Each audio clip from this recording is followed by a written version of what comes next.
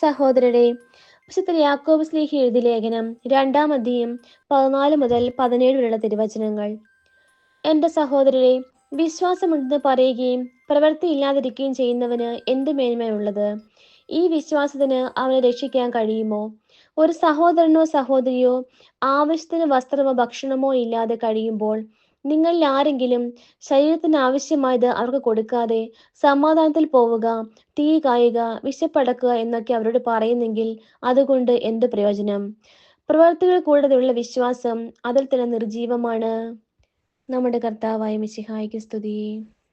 സഹോദരരെ, വിശുദ്ധ ലൂക്ക എഴുതിയ സുവിശേഷം 6-ാം അധ്യായം 46 മുതൽ 49 വരെയുള്ള തിരുവചനങ്ങൾ.